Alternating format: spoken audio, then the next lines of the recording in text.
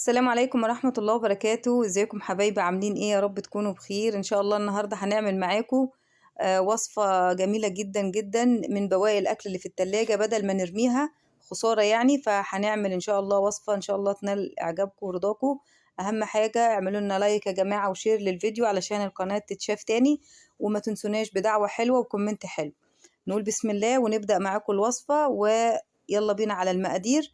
بصوا بقى، اهم حاجة ان احنا الوصفة دي ما تكونش مكلفة لحد فينا.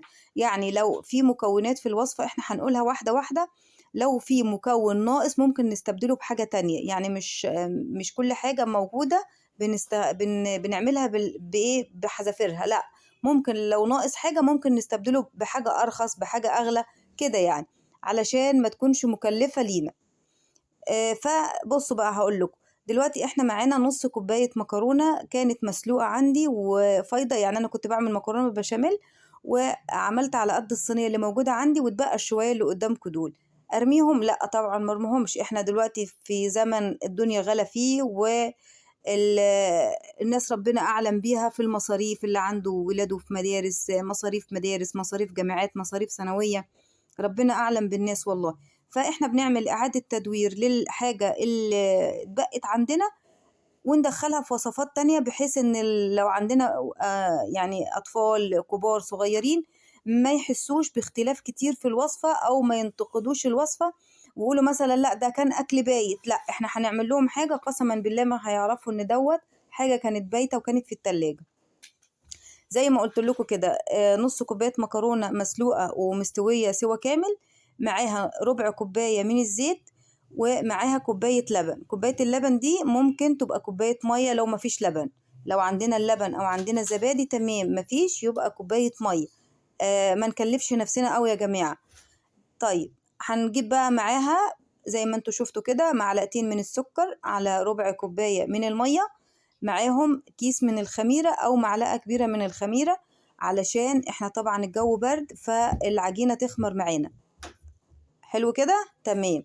هنبدأ بقى نجيب الخلاط بتاعنا الحلو دوت واللي هو على قدنا ده، وهنبدأ نحط فيه كوباية اللبن أو كوباية المية على حسب المتوفر في البيت، وهنحط معاه نص كوباية المكرونة المسلوقة كويس علشان ما يكونش فيها تكتلات أو ما يكونش فيها قطع. احنا عايزينها تكون سايلة كده وعجينة يابسة وحلوة. تمام، ضربناها زي ما انتوا شفتوها كده في الخلاط وبقت حاجة شبه الكريمة كده أو عجينة الزلابية أو الكيك أهو. شفتوها تمام. طيب نكمل بقى باقي الوصفة وباقي المقادير معاكم في الفيديو، علشان لازم تمشوا معايا خطوة خطوة يا جماعة، علشان الفيديو لو نقص أو زاد في حاجة الوصفة ممكن تفشل معاكم، وساعتها هتدعوا عليا مش هتدعوا لي. فايه، ركزوا معايا. دلوقتي بقى حطينا الخميرة اللي احنا اختبرناها في جنب كده بالمية الدافية، وتأكدنا ان هي ان شاء الله هتخمر العجين. وحطيناها فين؟ حطيناها على العجينة اللي احنا عملناها اللي هي المكرونة باللبن، وقلبناها كويس، وحطينا معاهم ربع كوباية الزيت، وسيبنا معلقة كده في جنب هنستخدمها في الآخر خالص. جبنا بقى كوباية من الدقيق، ممكن نستخدم وأقل ورشة ملح. ممكن نستخدم كوباية الدقيق كلها أو نص كوباية الدقيق على حسب كمية اللبن والمكرونة اللي احنا استخدمناها. ممكن ما نستخدمش كوباية الدقيق كلها، وممكن نستخدم أكتر من كوباية الدقيق بشوية على حسب برضو. فاحنا ايه، العجينة لازم احنا نحسها بإيدينا، لازم تلم معانا. بعد لما هنعجنها هنحط الدقيق واحدة واحدة، مش هنكب مرة واحدة علشان ايه ما نهدرش في الحاجة. هنحط الدقيق واحدة واحدة ونبدأ كده نقلب العجين لغاية ما يتمسك معانا وتمسك معانا، والعجينة تكون ولا طرية ولا يابسة، يعني تكون لينة وحلوة وحنينة كده تحت ايدينا. تمام ماشي. بعد كده يا جماعة ان شاء الله بعد ما نعجنها كويس هنروح بقى اخر حاجة اللي هم شوية الزيت اللي انا سبتهم في الاخر اللي هم المعلقة دي. هنلم بقى بها العجين وندخل الزيت جوه العجينة كويس ونلم بها العجين. تمام. وبصوا شايفين العجينة حلوة ازاي، ولا فيها تكتلات ولا فيها حبيبات ولا فيها اي شيء، زي العجين عادي، زي كأنها دقيق بالظبط، كأنها دقيق بالظبط. الفطيرة دي او البيتزا اللي انا هعملها دي نصها من المكرونة او تلتنا من المكرونة يا جماعة. طب ما انا كنت ممكن ارمي المكرونة، ممكن كنت ارميها لان هي ملهاش استخدامات عندي، مفيش حد هياكلها، بس خسارة، اقسم بالله خسارة. احنا دلوقتي في زمن ربنا يعلم بالاهالي وبالابهات والامهات في بيوتها، تمام؟ فاحنا نستخدم الحاجة على قد ما قدرتنا، اللي بأقل التكاليف ممكن تعمليها. دلوقتي بقى حطينا معلقتين زيت في الطاسة، وحطينا برضو عليهم معلقتين أو 3 من الصلصة. هي كانت متسبكة صلصة طازة فريش، مش صلصة علب من بره أو كيس. وبعدين هنحط بقى عليهم ايه، شوية فلفل أسمر وشوية ملح وشوية سكر، حوالي نص معلقة أو معلقة سكر، وعلشان طبعا الصلصة بتاعت البيتزا بتكون فيها زي الكاتشب كده.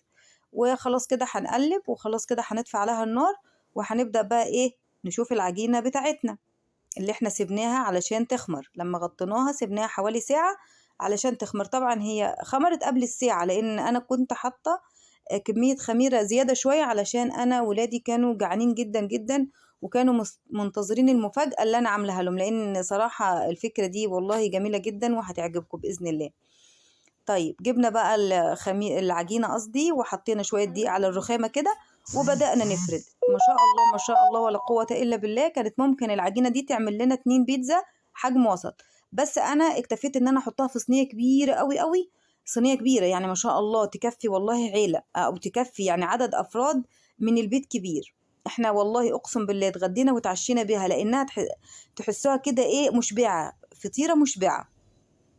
دهنت طبعا الصينية زيت، ورحت فردت العجينة نصها على الرخامة، وعشان كان حجمها كبير كملت الفرد بتاعها في الصينية. هنبدأ كده نبطها بإيدينا ونسويها من الأطراف ومن النص ومن كل مكان. وهنبدأ بقى إيه، ندخل بقى إيه العجينة قصدي الصلصة، نحطها على العجين أهي. طبعا انتوا وانتوا بتاكلوها ان شاء الله ولا هتحسوا بفرق نهائي نهائي، بس هتحسوا ان انتوا شبعتوا كده من حاجة مغذية وجميلة. هنفرد بقى الصلصة كده زي ما انتوا شايفين، وهنروح عاملين ايه، هننزل بقى بكل انواع الخضار. البصل ده كان بصل اخضر عندي، كان بدأ كده يدبل من ورا، وهوريكم دلوقتي شكله. قطعت الورق الاصفر منه ورميته، واخدت بقى ايه الجزء الاخضر والابيض وحطيته على الصينيه. انا ما برميش حاجه دلوقتي، والله العظيم ما برمي حاجه. وشويه زيتون، شويه قرن فلفل اخضر اهو، بصوا شايفين البصلايه الخضراء اهي. وشويه زيتون، شويه فلفل، لو ما فيش زيتون ممكن ما تستخدموش عادي، لو ما فيش فلفل ممكن ما نحطوش، اللي موجود بنعمل بيه، اللي موجود بنعمل بيه. عندنا لانشون في التلاجة فايض من الأولاد ونشف شوية، حطوه. عندكم شوية جبنة رومي حطوها، عندكم مكعبين جبنة مثلثات حطوها، أي حاجة عندكم استغلوا الصينية دي وحطوها فيها. أهم حاجة ما نصرفش، ما نكلفش، ما نرهقش ال الأبهات في البيوت بالمصاريف، عايزين أكل عايزين أكل عايزين أكل. شوية جبنة رومي وشوية جبنة موتزاريلا كانوا متبقيين قبل كده، كنت حطاهم في كيس وفي الفريزر، طلعتهم هرشهم على وش الصينية وخلاص كده.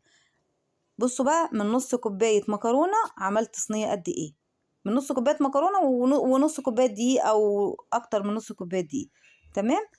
وكلها حاجات من البيت اهو، ما جبناش حاجة من بره، والله العظيم ما اشتريت حاجة من بره غير الزيتون فقط لا غير، تمام. بعد كده هنبدأ بقى ندخل الصينية تحت على الرف اللي تحت، يعني ايه، اقرب رف للنار، علشان الصينية تتنفخ معانا وتحمر معانا وما تاخدش وقت وايه وتجلد معانا. احنا عايزينها تبقى هشة من جوه، تبقى شبه السفنجة كأنك شاريها من بره، والولاد ما يحسوش ان انتي مدخله لهم حاجة غريبة.